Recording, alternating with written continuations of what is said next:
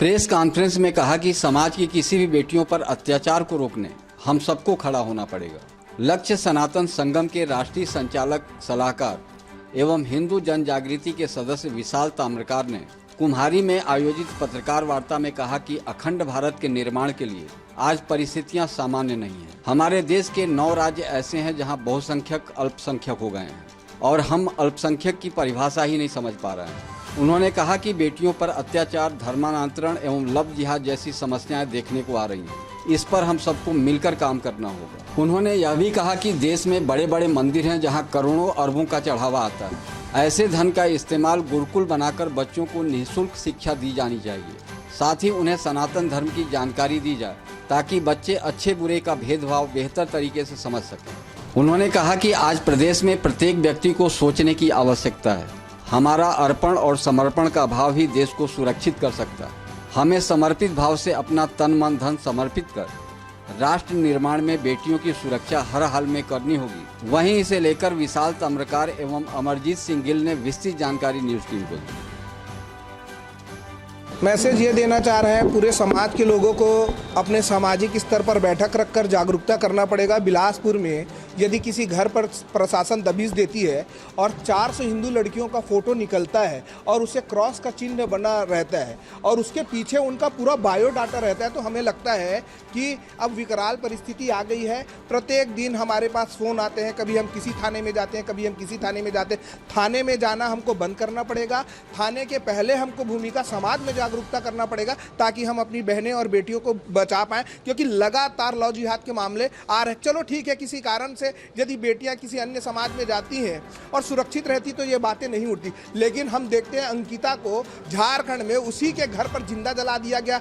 भारत देश की हृदय स्थल दिल्ली में साक्षी को पत्थर पटक के मारा गया और लगातार श्रद्धा के 36 टुकड़े कर दिए गए। तो मुझे लगता है कि आपको सोचना पड़ेगा और इन चीज़ों से जागरूकता अभियान हमको चलाकर अपनी बेटियों को बचाना ही हमारी पहली और अंतिम प्राथमिकता रहेगी। जी,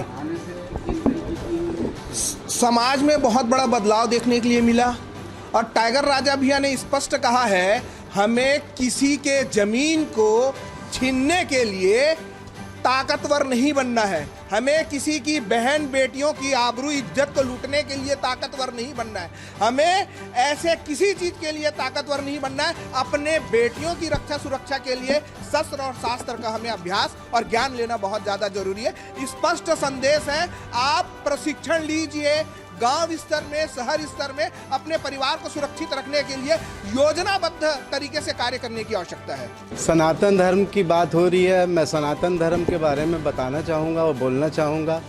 हम सनातनीय हैं, इस चीज़ को हम भूल चुके हैं। इसको हमको याद करना है, लोगों को बताना है। सनातन धर्म के बारे में लोगों को जागरूक करना है और अपने घर से अपन को चालू करना, अपने बच्चों से अपन को चालू करना। सनातन के धर्म के बारे में बताना है कि आखिर हम लोग है कौन, सनातन धर्म का मतलब क्या है। अपने बच्चों से अपन को चालू करना, तब जाके पूरे समाज में ये सनातन धर्म के बारे में लोगों को जागरूकता मिलेगी। और जैसे कि मैंने पढ़ा और मेरे ख्याल से ये जो मैं पंक्तियाँ बोलने जा रहा हूँ, ये मेरे ख्याल से शिवाजी की है, शिवाजी महाराज की है लिखी हुई।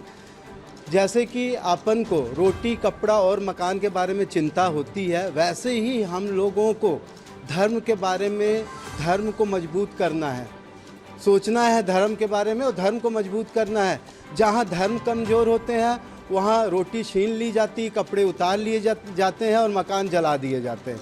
मेरा सभी भाइयों से, हमारे हिंदुस्तानियों से यही अनुरोध है कि अपने घर में अपन को शुरुआत करनी है सनातन धर्म के बारे में। छोटे से लेके बड़े बच्चे तक के अपन को समझाना सनातन धर्म के बारे में।